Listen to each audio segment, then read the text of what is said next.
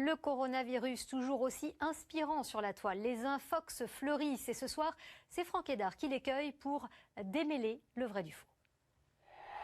Le gouvernement envisage-t-il de ponctionner de 10 à 15% notre épargne? C'est un tweet qui a été très partagé. Son auteur, pour appuyer son propos, utilise la fameuse formule de source fiable. Bercy étudierait, selon lui, la possibilité de ponctionner de 10 ou 15% les comptes de tous les Français pour août au plus tard septembre. Le ministère de l'économie que nous avons contacté nous l'affirme, c'est totalement faux.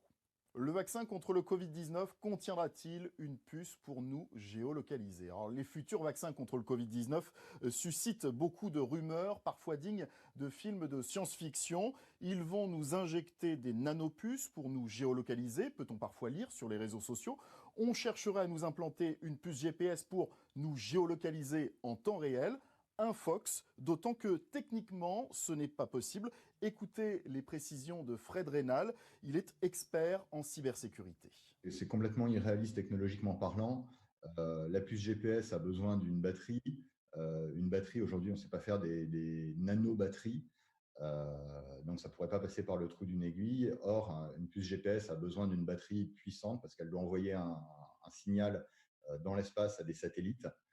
Ça consomme de l'énergie et une fois que cette soi-disant puce serait injectée dans notre corps, il faudrait aussi prévoir de quoi la recharger, sinon le GPS, au bout de quelques secondes ou de quelques heures, serait mort. Donc il ne servirait strictement à rien. Le couple présidentiel a-t-il fait du jet ski malgré le confinement? Emmanuel et Brigitte Macron se seraient offert une balade en jet ski malgré le confinement. Alors c'est faux, ces images datent en réalité du mois d'août 2018 lorsque le couple présidentiel était en vacances au fort de Brégançon.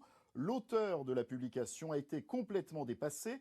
Je ne pensais pas avoir autant de partages pour une simple rigolade, a-t-il écrit sur Facebook. En effet, certains internautes ont pris la blague très au sérieux et posté de nombreux commentaires.